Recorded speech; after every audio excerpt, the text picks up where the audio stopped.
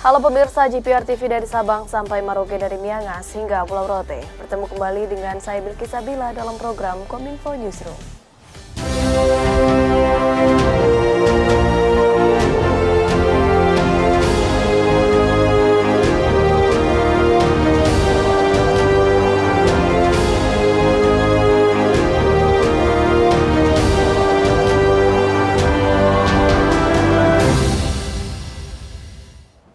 Pemirsa, inilah Kominfo Newsroom selengkapnya.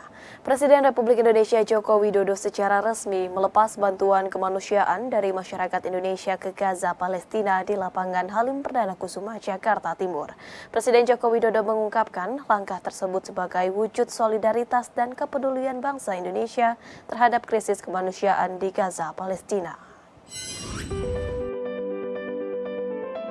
Sebagai bentuk kepedulian pemerintah Indonesia kepada rakyat Palestina di Gaza, penggalan dukungan dan bantuan kemanusiaan untuk korban perang Hamas Israel mulai digulirkan tak terkecuali bangsa Indonesia. Secara resmi, Presiden Joko Widodo melepas bantuan kemanusiaan tahap pertama untuk Palestina sebanyak lebih dari 50 ton yang diberangkatkan pada Sabtu 4 November dan Minggu 5 November 2023. Bantuan kemanusiaan tahap pertama tersebut hadir dari seluruh elemen yang terlibat seperti PMI 6,5 ton, Basnas 11,3 ton, Kemhan Republik Indonesia 2,6 ton, Indonesian Humanitarian Alliance atau IHA 3 ton, dan relawan Kita Bisa 2,6 ton. Adapun bantuan yang dibawa menggunakan 3 pesawat Hercules terdiri atas barang-barang yang telah disesuaikan dengan kebutuhan masyarakat Palestina di Gaza, yakni penjernih air minum, alat-alat medis, obat-obatan, hingga bahan-bahan makanan. Dalam pidatonya secara khusus, Presiden Jokowi mengungkapkan bahwa bantuan kemanusiaan ini merupakan wujud solidaritas dan kepedulian bangsa Indonesia terhadap krisis kemanusiaan di Gaza, Palestina. Ini merupakan wujud solidaritas Indonesia, wujud kepedulian bangsa Indonesia terhadap kemanusiaan. Karena tragedi kemanusiaan yang ada di Gaza tidak dapat diterima dan harus sesegera mungkin dihentikan. Saya ingin menekankan kembali bahwa Indonesia akan terus bersama perjuangan bangsa Palestina. Sementara itu, Duta Besar Palestina untuk Indonesia Zuhair Al-Sun menyampaikan ucapan terima kasih kepada pemerintah dan rakyat Indonesia atas bantuan yang diberikan bagi warga Palestina. Dubes Zuhair juga meyakini rakyat Indonesia akan selalu bersama dengan Palestina dan tidak akan pernah membiarkan Palestina sendirian. We are proud, really we are proud of your people and your government. Whatever assistance, whatever helps, whatever support is more enough for Palestine from this lovely country. Indonesia, as His Excellency mentioned, will remain always with Palestine, and they will not leave Palestine alone. Pemirsa, Menteri Luar Negeri Retno Marsudi mengungkapkan upaya evakuasi terhadap satu keluarga warga negara Indonesia dari Gaza belum berhasil. Evakuasi terkendala akibat pintu perbatasan dari sisi Gaza tidak dibuka, serta tidak ada evakuasi dari Gaza ke Rafah atau perbatasan Gaza dan Mesir selama 2 hari terakhir.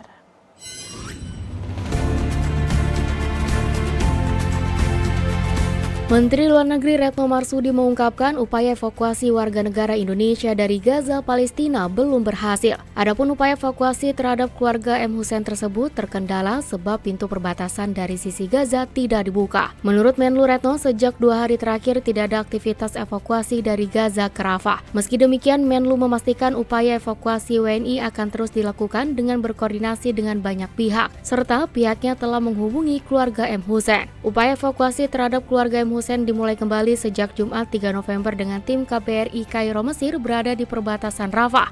Sebelumnya, evakuasi keluarga M. Hussein sempat terkendala permasalahan administrasi. Pada kesempatan yang sama, Menlu menyebut Kemlu Republik Indonesia juga berkomunikasi dengan 3 WNI relawan Mercy. Mereka diketahui merupakan para relawan di Rumah Sakit Indonesia. Saya juga ingin sekali lagi menyerukan agar Israel menghentikan pembunuhan terhadap warga sipil dan mentargetkan serangan kepada fasilitas-fasilitas sipil seperti rumah sakit, masjid, dan gereja. Patuhi hukum humaniter internasional. Sekjen PBB pernah mengatakan di dalam perang. Di dalam perang pun ada hukumnya. Sementara itu, pemirsa, Indonesia resmi menjadi anggota tetap ke-40 Financial Action Task Force. Kabar baik tersebut disampaikan langsung oleh Presiden Joko Widodo yang menegaskan Indonesia telah diterima secara aklamasi sebagai anggota organisasi tersebut.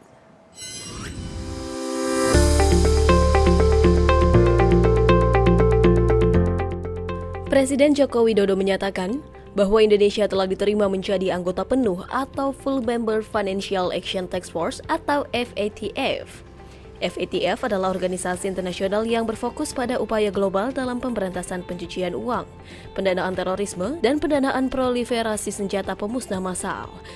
Capaian ini merupakan hasil kolaborasi yang baik antara PPATK dan seluruh kementerian lembaga terkait, termasuk OJK, yang menunjukkan sektor jasa keuangan nasional telah secara komprehensif memenuhi standar internasional dalam menerapkan program anti pencucian uang, pencegahan pendanaan terorisme, dan pencegahan pendanaan proliferasi senjata pemusnah massal atau APU, PPT, dan PPPSPM.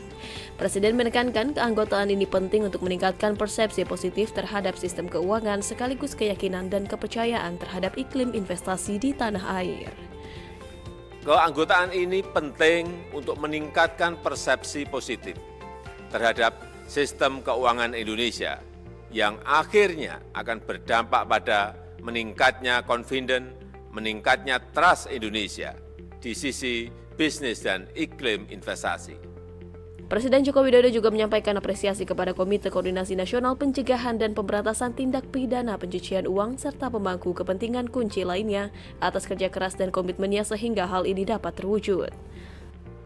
Kita harapkan ini akan menjadi langkah awal menuju tata kelola rezim anti pencucian uang dan pencegahan pendanaan terorisme Indonesia yang lebih baik. Pemirsa, Menteri Komunikasi dan Informatika Budi Aris Setiadi mengatakan pemerintah terus berupaya membangun infrastruktur dan SDM digital yang kuat. Diharapkan dengan upaya tersebut dapat menghadirkan masyarakat digital yang unggul bagi Indonesia dan dapat tercapai untuk menuju 100 Smart City.